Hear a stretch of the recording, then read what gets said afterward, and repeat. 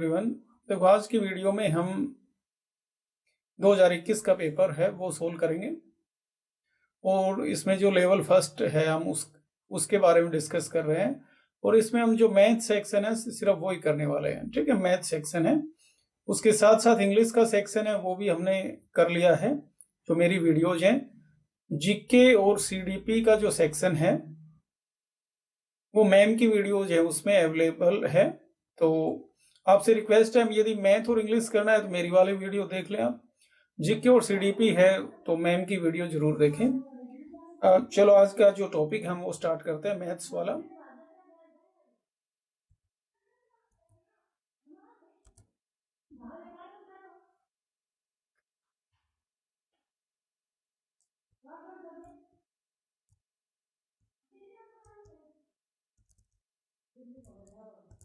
तो हमारा जो पहला क्वेश्चन है वो क्या है कि कितने प्रतिशत वार्षिक सरल ब्याज की दर से, यानी साधारण ब्याज है, 8 वर्ष में स्वयं का दोगुना हो जाएगा। ठीक है, कोई भी राशि है, कितने भी रुपए है, मूलधन है, वो 8 साल में दोगुना हो जाएंगे, किस रेट पे। तो इसमें हमारे पास बिल्कुल सिंपल है। इसमें जैसे सीधा यदि लिखना चाहे ना तो मूलधन कितना है x, दोगुना हो जाएगा, इसका मतलब ब्याज कितना हो जाएगा x गुना r गुना समय कितना है 8 और नीचे हमारे पास 100।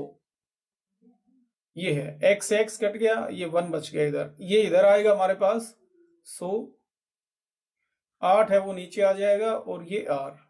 ठीक है, इसको काटेंगे तो देख लो कितना बनेगा हमारे पास। 4 से काटते हैं, 4 दूनी 8, 4 दूनी 8, ये आ गया, यानी 12.5% है हमारे पास रेट में, ऐसा हो जाएगा। ये वाला हमारा इसका करेक्ट आंसर है, वो हो जाएगा। यदि 3 गुना बोलते तो हम क्या लिखते, ब्याज कितना होता, जैसे मूलधन कितना x और ब्याज कितना हो जाता 2x, यानी ब्याज 2x है, x है वो मतलब 3 गुना हो गया हमारे पास। फिर यहाँ r लिखते, फिर हमारे पास जो भी टाइम है वो, और नीचे हमारे पास क्या आ जाता है 100 तो आएगा ही। यानी जो मेन फॉर्मूला क्या है इसका, जो बेसिक फॉर्मूला है वो क्या है, ब्याज किसके इक्वल होता है हमारे पास, मूलधन गुणा दर गुणा समय, और नीचे हमारे पास क्या होता है 100। बस ये वाला है। ठीक है, तो ऐसे करना है, ध्यान रख लेना। इसमें जो चक्रवर्ती ब्याज है ना उसका ये वाला रूल है वो लागू नहीं होगा, वो आप कोई और वीडियो है उसमें देखेंगे हम। ये रीजनिंग के मैथ्स का जहां भी आएगा मैं वहां रोक के फिर करवाता हूं। ये वाला है हमारे पास अब मैथ्स का। एक व्यक्ति 400 आम के क्रय मूल्य पर, यानी 400 आम है उनका क्रय मूल्य किसके इक्वल है हमारे पास, 320 का विक्रय मूल्य। ठीक है, ये है हमारे पास। तो इसमें क्या है, क्रय मूल्य इधर, क्रय मूल्य और जो विक्रय मूल्य है ना उनका रेशियो निकाल लो, इसको इधर ले आओ नीचे भाग में। ये हमारे पास क्या आ गया, डिवाइड में आ गया विक्रय मूल्य 320, ये है ही हमारे पास, और ये 400, यानी इनका ये अनुपात आ गया। ठीक है, यानी 300 किसी भी चीज के 300 रुपए 320 लगते हैं तो उसका विक्रय मूल्य कितना है 400। तो हमारे पास सीधा सीधा प्रॉफिट कितना है 80 का है। ठीक है, या 80 चीजों का ही मान लो 80 का है, किसके अकॉर्डिंग, क्रय मूल्य के हिसाब से। नीचे भाग में 320 गुणा 100, ये हमारे पास क्या आ जाएगा, लाभ प्रतिशत आ जाएगा। ठीक है,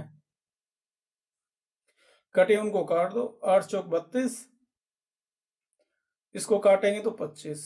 ठीक है, तो हमारे पास कितना आ गया, 25% आ गया हमारे पास। ठीक है, तो ये कौन सा आंसर आ जाएगा, ये वाला इसका करेक्ट आंसर है, वो हो जाएगा। नेक्स्ट क्वेश्चन क्या है हमारे पास, ए किसी कार्य को 24 दिन में कर सकता है, बी की कार्य क्षमता ए से, देखो जिसके साथ से है ना उसका मानते हैं, मानो उसकी कार्य क्षमता कितनी है 100, यानी 100 काम कर देता है, तो बी की कार्य क्षमता कितनी हो जाएगी हमारे पास 160, 60% अधिक है तो 160 होगी, सीधा सा है। ठीक है, तो उसी कार्य को बी कितने दिन में करेगा, ठीक है, तो इसमें हमेशा क्या लिखना, हमें A/B लिखो, उनकी कार्य क्षमता लिखो,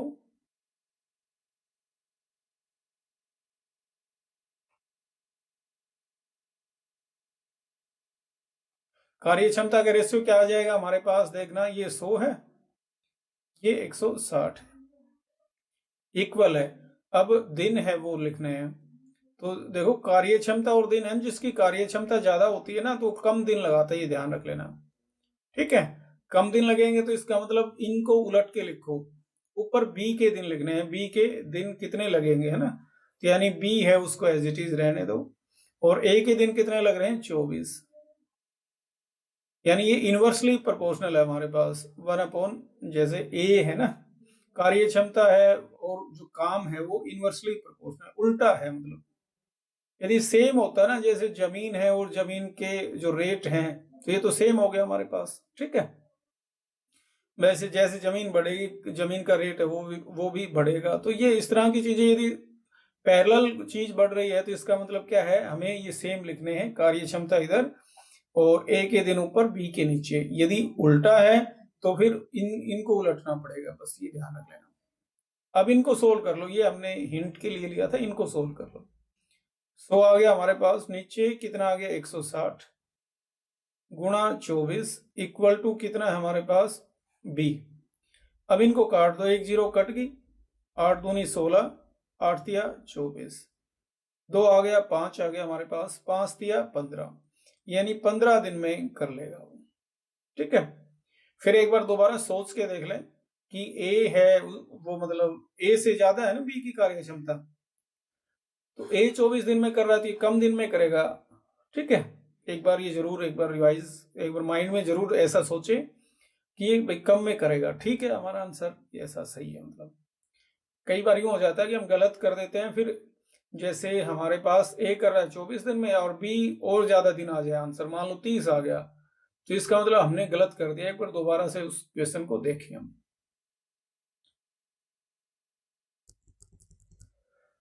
अब देखो नेक्स्ट क्या है हमारे पास, किसी वर्ग की लंबाई और चौड़ाई में क्रमशः इतनी वृद्धि की जाती है तो आयत का क्षेत्रफल है उसमें कितना प्रतिशत ज्यादा होगा। ये बिल्कुल आसान क्वेश्चन है, ये ट्रिक से बता देता हूं। पहले 30 + 20, ठीक है, प्लस 30 × 20 और नीचे हमेशा 100 कर दो बस। ठीक है, जो भी आए उनको सोल्व कर लेना। ये हमारे पास ये कट गया 6, ये 50, यानी टोटल मिला के जो वैल्यू आई है वो कितनी आई है 56% है हमारे पास। ठीक है, अब देखो नेक्स्ट है हमारे पास ये, चलो ये एक बार वो बता देता हूँ कि ये हम यदि मान के करें तो कैसे करें, ये तो मैंने ट्रिक बता दी। अब इसको जैसे बाई चांस माने, हम इसको एक बार इरेज कर देते हैं हम।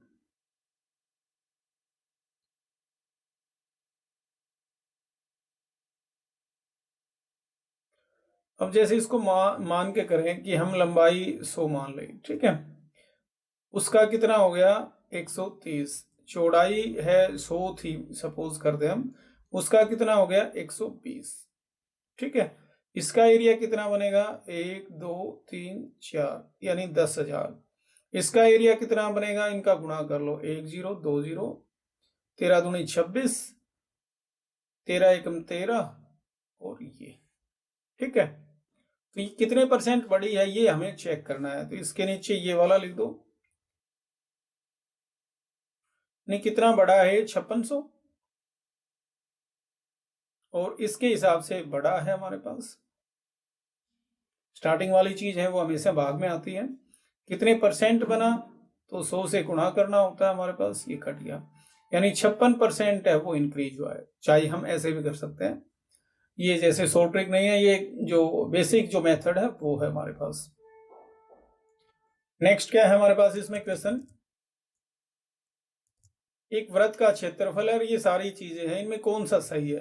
तो इनमें देखो ज्यादा दिमाग ना लगाना हो तो इसमें इनकी वैल्यू रखते जाओ। आर है, सरकमफ्रेंस परिधि है वो क्या होती है हमारे पास 2πr is equal to 2a क्या होता है πr²। ठीक है, 2πr², यह तो इक्वल आ गया हमारे पास है ना, ये इक्वल ही आ गया, तो यानी पहले वाला ही सही है बिल्कुल। अब इसमें रख के देख लो एक बार, इसमें रखेंगे तो क्या बनेगा हमारे पास, सी क्या होता है 2πr, और ये ए क्या होता है pi r square is equal to r, और नीचे 2 है। इनको काटेंगे तो हमारे पास ये 2 तो कटेगा नहीं, पाई आर इसके साथ कट जाएगा, आर बच गया, 2 इधर ये इधर, 4 is equal to r square. तो ये पता नहीं सही है गलत है, ऐसा कोई लॉजिक नहीं इसमें। सेम ऐसे इसमें रखेंगे हम, ए क्या है पाई आर स्क्वायर, सी क्या है 2πr, और ये आर स्क्वायर, 4 नीचे भाग में है, आर स्क्वायर से आर स्क्वायर कट गया, तो ये इक्वल है नहीं, मतलब ये भी गलत है हमारे पास, पहले वाला ही सही आ रहा है। फिर भी मैं एक बार रख देता हूं, ए का मतलब पाई आर स्क्वायर, ये हमारे पास क्या है are is equal to 2πr, इसको काटेंगे तो ये पाई आर ये 2πr, तो ये तो इक्वल है नहीं, ऐसा हो नहीं सकता कभी भी, ठीक है। तो हमारा ये पहले वाला है ना वही बिल्कुल सही है। ऐसे क्वेश्चन में यदि इक्वल की बात हो तो हम यहां ऐसे कर सकते हैं।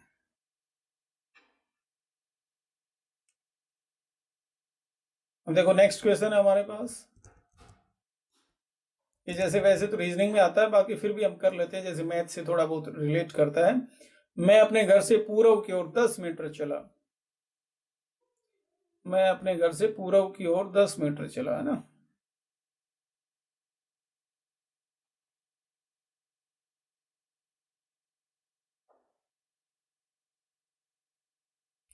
इसमें हमेशा देखो पूर्व इधर मानते हैं, पश्चिम हम इधर मानेंगे, उत्तर ऊपर वाली साइड और दक्षिण है वो नीचे वाली साइड, ठीक है। अब क्या है इसमें, मैं अपने घर से पूर्व की ओर 10 मीटर चला, यहां से 10 मीटर, ठीक है। इसके बाद उत्तर की ओर मुड़ा और 15 मीटर चला, उत्तर ऊपर वाली साइड है और ये 15 मीटर चला, ये हो गया हमारे पास। इसके बाद पश्चिम की ओर मुड़ा और 12 मीटर चला, इधर 12 मीटर है ना, ये वाला हो गया 12 मीटर, यानी 10 तो ये है ही, 2 मीटर में आगे आ गया इधर, ठीक है। इसके बाद दक्षिण की ओर मुड़ा यानी नीचे वाली साइड और 15 मीटर चला, 15 तो यही आ गया हमारे पास, ठीक है। अब मैं अपने घर से कितनी दूर हूं, तो ये तो यहां से यहां तक की दूरी पूछिए बस, ठीक है। तो यहां से यहां तक की दूरी तो 2 ही मीटर होगी हमारे पास, ये वाली इतनी है तो ये वाली भी इतनी है, तो हमारे पास बिल्कुल आसान है इक्वेशन, 2 मीटर हो गया, ठीक है। ये वाला इसका करेक्ट आंसर है। अब देखो इनका एचसीएफ निकालना है हमें, जब भी फ्रैक्शन का एचसीएफ निकालना हो ना, तो ऊपर वाली संख्या है उनका तो एचसीएफ निकाल दो, और नीचे वाली है उनका एलसीएम निकाल दो, ठीक है। तो हमारे पास ऊपर वाली का एचसीएफ कितना है, इन यानी सबसे छोटी चीज जो सभी को काटे 5 है हमारे पास, ठीक है। और इसमें सबसे बड़ी जो सभी से कटे 36 है, ठीक है। सबसे बड़ी 36 से कटे, नहीं इन सभी से कटे, तो 36 18 से भी करती है, 6 से भी करती है, तो ये हमारे पास आ गया, ये इसका आंसर भी हो गया ये वाला, ठीक है। या जो हमारा तो जो मेथड होता है ना उनसे कर सकते हैं एचसीएफ, जैसे 5 10 और 15 का एचसीएफ निकालना है ना, तो क्या करना होता है 5 एकम 5 5 दूनी 10 5 तिया 15, ठीक है। जो कॉमन है वो ही हमारा एचसीएफ होता है। एलसीएम क्या होता है, ये आ गया और इन सभी का हमारे पास गुणा। अब ये एचसीएफ इनका एलसीएम निकालना है, 6 18 और 36, तो इनका हम एलसीएम निकालते हैं तो सबसे पहले किस पे जाएगा, 2 पे, 3 9 और 18।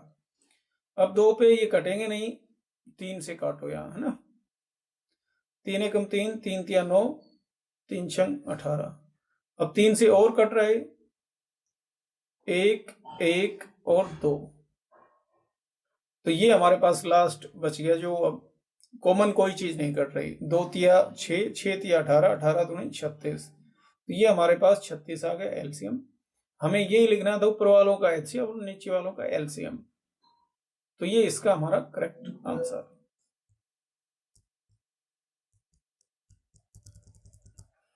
अब देखो नेक्स्ट हमारे पास क्वेश्चन क्या है, ये वाला, कि x की वैल्यू क्या दे रखी है,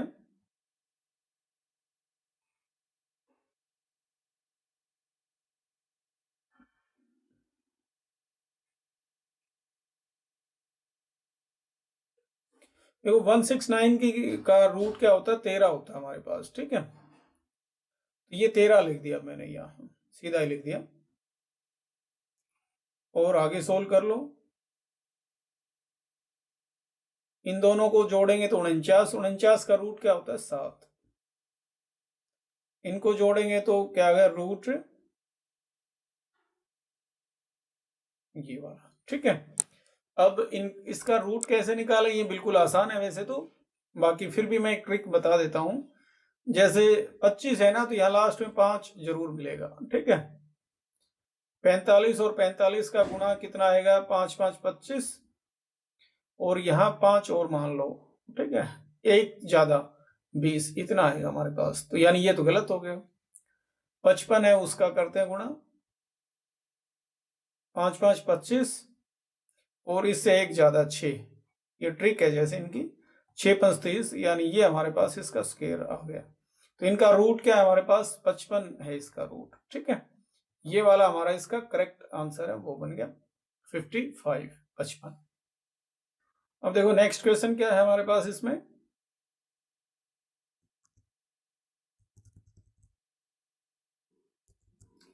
किसी गोले का पृष्ठीय क्षेत्रफल, स्फीयर है उसका वक्त पृष्ठीय क्षेत्रफल हमारे पास, कर्व सरफेस एरिया कितना दे रखा है, 616, 4 पाई आर स्क्वायर फॉर्मूला होता है हमारे पास, 616। तो उसकी त्रिज्या है, रेडियस है, वो कितनी होगी, तो आर स्क्वायर हमारे पास ये इधर रख लो, 4 उधर जाएगा,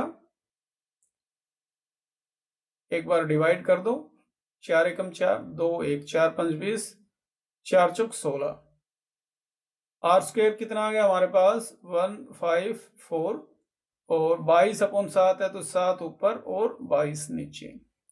इसको काटेंगे तो 11 दूनी 22, 11 एकम 11, 11 चौक 44, 2 7, ठीक है। 7 गुणा 7, यानी ये 7 का स्क्वायर है, ये आर का स्क्वायर है, तो सीधा सा मतलब क्या है, आर कितना है 7, तो हमारे पास इसमें जो 7 है ये वाला इसका करेक्ट आंसर है, वो हो जाएगा। अब देखो नेक्स्ट क्वेश्चन ये है हमारे पास, तो ये 7 के ऊपर ये है ना बार, तो इसको क्या लिख सकते हैं 7/9, प्लस इसको क्या लिख सकते हैं 6/9, इसको क्या लिख सकते हैं 5/9। ये सिर्फ एक डेसिमल की एक बात है ना, तो ये रूल हमारे पास। एलसीएम कितना आ गया हमारे पास 9, 7 + 6 - 5, यानी ये टोटल मिला के ये कम हो जाएगा, एक बचेगा 7 और 1 8, 8/9, ये आ गया हमारे पास, ठीक है। तो इसमें 8/9 है, ये हमारा करेक्ट आंसर है, वो हो जाएगा।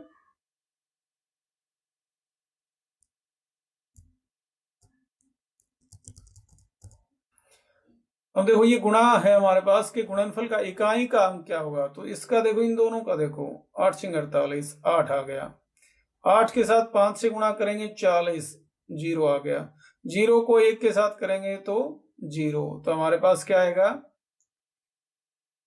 0 आ जाएगा, ठीक है। बिल्कुल इजी है, ऐसे क्वेश्चन वैसे आने नहीं चाहिए, बिल्कुल सिंपल क्वेश्चन है। अब देखो नेक्स्ट है हमारे पास इसमें,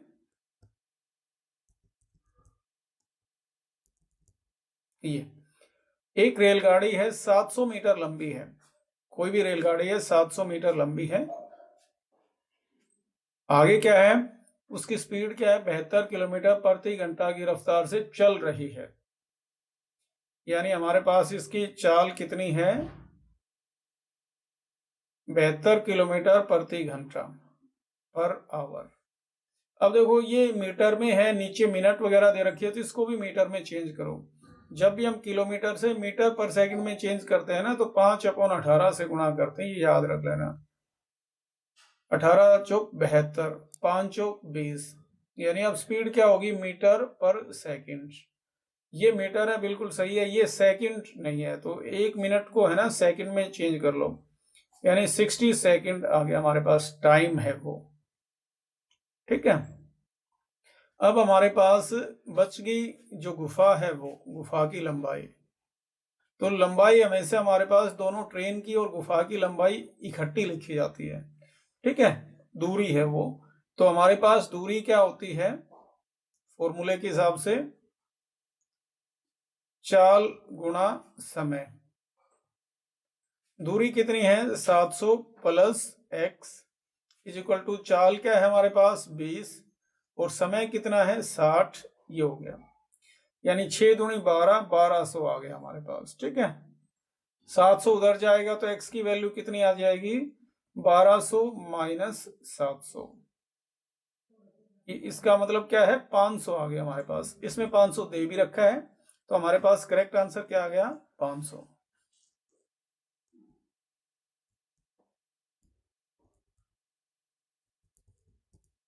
जो भी मैथ का क्वेश्चन है वो हम करते जा रहे हैं। अब देखिए जीके के क्वेश्चन आ गए। ये मैंने पहले बता दिया था, जीके और सीडीपी के क्वेश्चन हैं, पेडागोजी के क्वेश्चंस हैं, वो मैम की वीडियोज हैं, उसमें सारे करवा रखे हैं। 2018 से स्टार्ट करके 2023 तक के सारे सेट कंप्लीट हैं। और मैथ और इंग्लिश के मैंने करवा रखे हैं, आपको ठीक लगता है तो आप एक बार चेक कर सकते हैं। Thank you for listening me, thanks a lot.